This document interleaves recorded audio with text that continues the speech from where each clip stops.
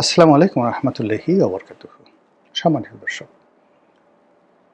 ত্রয়োদশ জাতীয় সংসদ নির্বাচনের দিন যে সহিংসতা হয়তো হবে না, কিন্তু যদি হয় সেক্ষেত্রে কি হবে, এই বিষয়গুলো নিয়ে আলোচনা করব। আমাদের দেশে যে কোনো নির্বাচনকে কেন্দ্র করে সহিংসতা একটি অনিবার্য ঘটনা। জাতীয় নির্বাচনে সারা দেশে সহিংসতা হয়, কখনো কখনো শত শত মানুষ মারা যায়।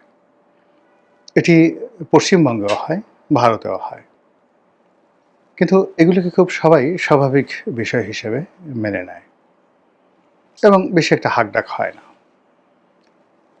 আবার মারপিট, খুনাখুনির পাশাপাশি আরও অনেক কিছু ঘটে নির্বাচনের ময়দানকে কেন্দ্র করে। তো অন্য সময় যখন এই ধরনের মারামারি কাটাকাটি হয়, যেটা অতীতে আমাদের বাংলাদেশে হয়েছে, তখন সেটি নিয়ে কেন সমালোচনা হয়নি। আর এবার তুলনামূলকভাবে আজকের দিন পর্যন্ত যদি ধরি, নির্বাচনে আর মাত্র 2 দিন বাকি আছে, সে তুলনায় অতীতের যে কোনো সময়ের চাইতে নির্বাচনের যে সহিংসতা কম হয়েছে। শান্তিপূর্ণ অবস্থান বজায় থেকেছে এবং বলতে গেলে নির্বাচন সংক্রান্ত যে সকল অনাসৃষ্টি হয় তাও হয়নি। কিন্তু তারপরেও মানুষ কেন ভয় পাচ্ছে, এত আতঙ্কগ্রস্ত হচ্ছে? মূল কারণটা হলো যে অতীতে যখন কোনো সমস্যা হলো বা সমস্যা হতো, ঠিক সেই সময়টিতে রাষ্ট্রের যে সকল মৌল ভিত্তি রয়েছে এবং রাষ্ট্রের যে সকল বাহিনী রয়েছেন, আমাদের চমৎকার একটি সামাজিক সম্প্রীতি রয়েছে, সিভিল সোসাইটি রয়েছে, সবাই মিলে কাঁধে কাঁধ মিলিয়ে যে কোনো সমস্যা স্থানীয়ভাবে সমাধান করতেন। আইনশৃঙ্খলা রক্ষাকারী বাহিনীগুলো প্রাণান্ত চেষ্টা করতেন। এখানে ঘুষ হতো, দুর্নীতি হতো, টাকা পয়সা খেয়ে অনেক পুলিশ কোনো কোনো প্রার্থীর পক্ষে অবস্থান নিতেন। সেনা কর্মকর্তা যারা আছেন তারাও এই সময়টিতে, যাদের মধ্যে দুর্নীতির ভাবসাব রয়েছে, তারাও নির্বাচনের সময় প্রার্থীর কাছ থেকে প্রচুর টাকা ঘুষ খেয়েছেন ইতিপূর্বে। কিন্তু এই বিষয়গুলো নিয়ে তেমন একটা, যাকে বলা হয়, হইচই হয়নি। সমাজের যে ডাল ভাত, আমাদের সমাজের যে নর্মাল রীতিনীতি, এগুলোর মতো করেই অতীতের সেই ঘটনাগুলো মীমাংসিত হয়েছে।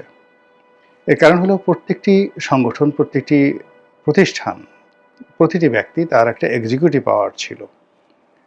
ওসি সাহেব যদি ঘুষ খেতেন কোনো প্রার্থীর পক্ষে, তিনি প্রথমত চেষ্টা করতেন দায়িত্ব পালন করার জন্য, এবং তিনি দায়িত্ব পালন করতে না পারলে টাকা ফেরত দিতেন। হয়তোবা আবার 99% ক্ষেত্রেই তিনি ক্ষমতা দেখিয়ে প্রার্থীর পক্ষে কাজ করার চেষ্টা করেছেন এবং সফল হয়েছেন। 2 নম্বর কর্মকাণ্ডের বাইরে যদি আপনি চিন্তা করেন, অতীতে যে কোনো একটা ভোট কেন্দ্রে গণ্ডগোল হলো, কোনো দুটো গ্রামবাসীর মধ্যে মারামারি হলো, দুটো প্রার্থীর মধ্যে সমস্যার সৃষ্টি হলো, সেক্ষেত্রে ভোটের মাঠে দায়িত্বরত ম্যাজিস্ট্রেট, সেনাবাহিনীর কর্মকর্তা, পুলিশ কর্মকর্তা, সিভিল সার্ভিসের যারা ছিলেন রিটার্নিং কর্মকর্তা সহ অন্য সবাই, তাদের উপর নির্ভর করা যেত। তারা যে হুকুমগুলো দিতেন সেগুলো সবাই অনায়াসে মেনে নিত। আর কেউ যদি মানতে না চাইতো, সেক্ষেত্রে কর্তৃপক্ষ শক্তি প্রয়োগ করতে, এবং সেই শক্তি প্রয়োগ করার পরে এলাকাতে সেটা 144 ধারা জারি হোক বা কোনো এলাকার ফল বাতিল করা হোক, যা কিছু হোক না কেন, সেটা নিয়ে অনাসৃষ্টি তৈরি করার মতো পরিবেশ পরিস্থিতি বাংলায় ছিল না। কিন্তু এবার পুরো দেশ মনে হচ্ছে আইসিইউতে। পুরো নির্বাচন প্রক্রিয়ার মধ্যে যারা সম্পৃক্ত রয়েছেন তাদের মধ্যে ভয়, আতঙ্ক, অবিশ্বাস এমন পর্যায়ে, তার সঙ্গে সঙ্গে নিজেদের দুর্বলতা, অক্ষমতা সবকিছুই চরম অবস্থায় পৌঁছে গেছে। ধরুন একজন মানুষ 1 সপ্তাহ ধরে কন্টিনিউয়াসলি ডায়রিয়াতে ভুগছেন, কোনো অবস্থাতে পেটে কোনো কিছু রাখতে পারেন না, খাওয়ার সঙ্গে সঙ্গে পেটে গুড়গুড় করে শব্দ হয় আর লুজ মোশন হয়ে খালি হয়ে যায়। 6-7 দিন পরে দেখা গেল যে তার রক্ত আমাশা শুরু হয়ে গেছে।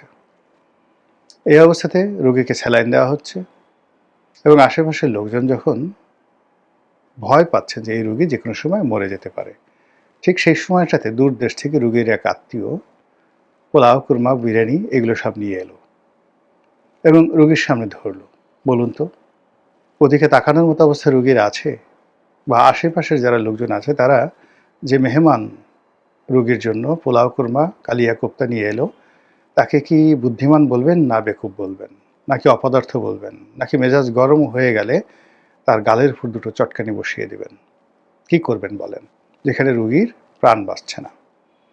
গত 17টি মাস ধরে আমাদের যে রাজনীতি এমন পর্যায়ে পৌঁছে গেছে যেখানে নাতির বয়সী লোকদের বা ছেলেদের বা রাজনীতিবিদদের গালিগালাজ হুমকি ধামকিতে মহিরুহের মতো বটবৃক্ষের মতো বড় বড় যারা জাতীয় নেতা 40 বছর 50 বছর ধরে যারা জাতীয় রাজনীতি ডমিনেট করছে, তারা এখন রীতিমতো কেয়ামতের ময়দানে যেভাবে মানুষ ইয়ানফসি ইয়ানফসি করে দৌড়াবে, এখন সে সকল মানুষ ইয়ানফসি ইয়ানফসি করে দৌড়াচ্ছে। দেশের প্রধানতম রাজনৈতিক দলগুলো বড় বড় নেতা যারা প্রধানমন্ত্রী হবেন, মন্ত্রী হবেন, এমপি হবেন, তাদের মতো মানুষ আমাদের মতো সাধারণ যারা লোকজন আছেন তাদেরকে জিজ্ঞাসা করছেন, ভাই কি হবে? ভোট কি শেষ পর্যন্ত হবে? আমি কি হতে পারবো? নির্বাচন কি শেষ পর্যন্ত হতে যাচ্ছে? এই ভোটের 2 দিন আগেও তাদের সেই ধরনের বক্তব্য। এখনো পর্যন্ত অনেক মানুষ 2 হাত খুলে পয়সা খরচ করতে চাচ্ছেন না। তাদের ধারণা যে যদি ভোট না হয়, কিংবা যদি ভোট না টিকে, আর যদি ভোট হয় এমনি এমনি হয়, যদি ম্যাটিকুলাস ডিজাইন হয়, যদি ভোটের ফলাফল ম্যানিপুলেট করা হয়, সরকারের পক্ষ থেকে যদি কোনো ফলাফল ঘোষণা দেওয়া হয় বা ভোটের ফলাফল স্থগিত করা হয় 10 দিন পরে, অবস্থা বুঝে ভোটের ফলাফল ঘোষণা করার কোনো ব্যবস্থা নেওয়া হয়, তাহলে তারা কি করবেন? 2018 সনে তো তারা কিছু করতে পারেননি, 2024 সনে তারা কিছু করতে পারেনি, 2014 সনে কিছু করতে পারেনি। তো 14, 18 এবং 24-এ রাজনৈতিক দলগুলোর যে শক্তিমত্তা ছিল সেই তুলনায় এখন তাদের যে অবস্থা, সেই ডায়রিয়া রোগীর মতো চিত হয়ে শুয়ে আছেন, লম্ফ দিচ্ছেন, ঝম্পট দিচ্ছেন, কিন্তু পেছন দিক থেকে যদি কোনো কারণে কেউ একটু বকা দেয়, কেউ একটু মামলার ভয় দেখায়, কেউ একটু ধমক মারে, ওটাকে রুখে দেওয়ার জন্য যে শক্তি দরকার, বিশ্বাস দরকার, সেটা রাজনৈতিক দলগুলোর নেই। এগুলো একটা ঘটনা।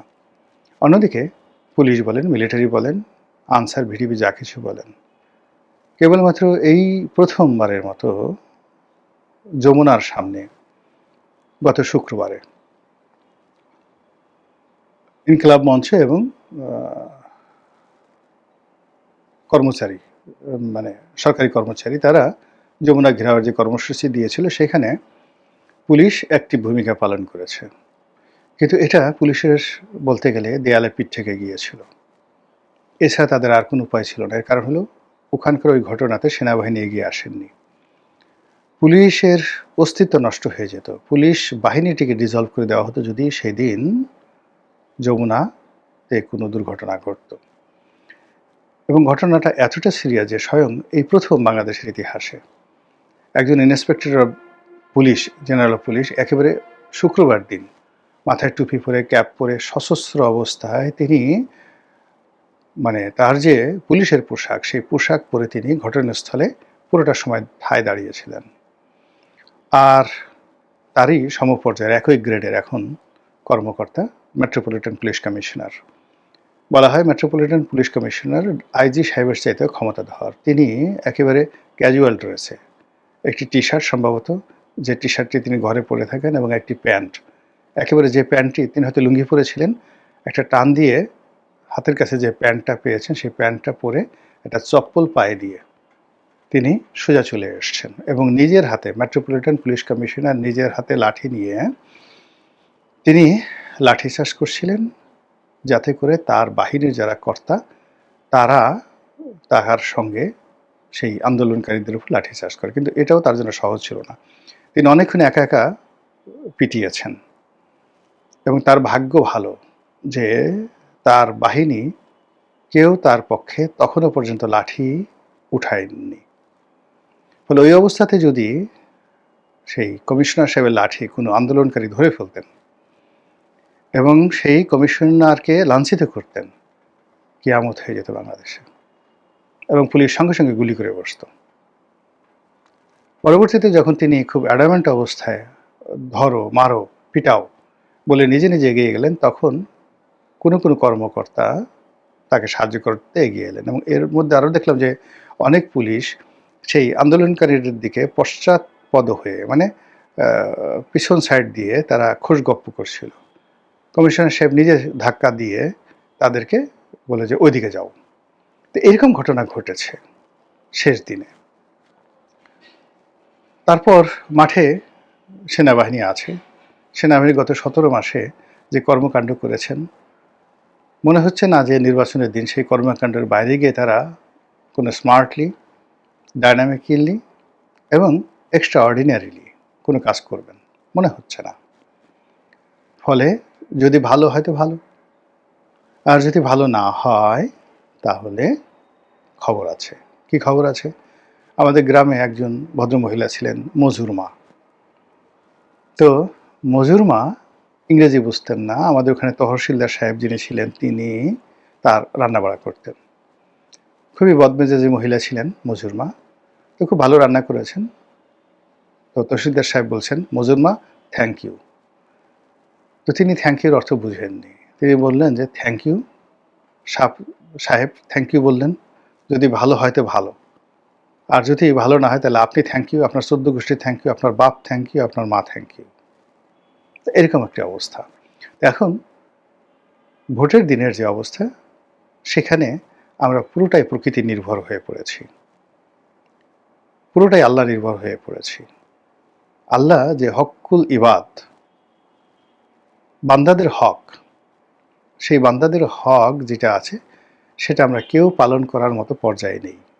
না ভোটার, না কর্মী, না সমর্থক, না প্রতিদ্বন্দ্বী প্রার্থী, না সরকার, না রাষ্ট্র, না বাহিনী। সব কিছু যদি স্বাভাবিক চলে ভালো, আর যদি কোথাও কোনো আশঙ্কা দেখা দেয়, কোথাও কোনো সমস্যা দেখা দেয়, ওটা নিষ্পত্তি করার মতো শক্তি, সামর্থ্য, পরিবেশ, পরিস্থিতি কোনোটা আমাদের নেই। আর এ কারণে কি হলো? ভয়, ভীষণ রকম ভয়। আপনি যখন একটি বনের মধ্যে যাবেন, চারিদিকে কাঁটা, অসংখ্য কাঁটা, এবং আপনার গায়ে একটা কম্বল রয়েছে। আপনি জানেন যে কম্বলের সঙ্গে কাঁটা খুব সহজেই বিঁধে যায়। তো ও অবস্থায় আপনি সেই কাঁটার মধ্য দিয়ে কম্বল গায়ে দিয়ে কীভাবে যাবেন? অথবা ধরুন আপনি খালি গায়ে, সেখানে কিভাবে যাবেন? চারিদিকে কাঁটা। আবার যদি চারিদিকে কাঁটা থাকে আর পায়ের নিচে আপনার ভয় থাকে যেখানে অনেকগুলো বিষধর সাপ রয়েছে, তখন সেই যাত্রাটা আপনার জন্য কতটা দুর্বিষহ হবে। এখন এই নির্বাচনের পথে আমরা এগুচ্ছি, অন্ধের মতো এগুচ্ছি, মাতালের মতো এগুচ্ছি, উন্মাদের মতো এগুচ্ছি, অবুঝের মতো এগুচ্ছি, কাঁচা মানুষের মতো এগুচ্ছি। কেন এগুচ্ছি, কী জন্য এগুচ্ছি আমরা জানি না। এক পক্ষের খুব রাগ, আর এক পক্ষের খুব ধৈর্য, আর এক পক্ষের যাকে বলা হয় আকাশচুম্বী স্বপ্ন। আর সেই স্বপ্ন নির্বাচনের দিন কি হবে তা আমরা নিজেরা জানি না। আমাদের হাতে কোনো ক্ষমতা নেই, শুধু দোয়া করা ছাড়া। আর এ কারণেই নির্বাচনের দিনের যে দুর্ঘটনা, সহিংসতা, কোথা থেকে যদি একটু বারুদ ছড়িয়ে পড়ে, সে বারুদ তছনছ করে দিবে সারা বাংলাদেশের পরিবেশ প্রতিবেশ। আর এই কারণেই অতীতের যে কোনো সময়ের চাইতে নির্বাচন নিয়ে আমাদের আশঙ্কা, নির্বাচনের দিন সহিংসতা নিয়ে আমাদের ভয়, আতঙ্ক, এটি যেভাবে প্রবল, তার সঙ্গে সঙ্গে নির্বাচন পরবর্তী কোনো পরিস্থিতি, সেটা যারা বিজয়ী হবে, যারা পরাজিত হবে, যারা সরকার গঠন করবে, যারা করবে না, বা যারা করতে দেবে না, যারা সরকার চালাবে, তারা কতদিন চালাবে, কি হবে, এই সকল বিষয় নিয়ে আমরা এখনো পর্যন্ত কোনো উপসংহারে পৌঁছাতে পারিনি। মহান আল্লাহ আমাদের সবাইকে হেদায়েত দান করুন এবং হেফাজত করুন। আসসালামু আলাইকুম ওয়া রাহমাতুল্লাহি ওয়া বারাকাতুহু।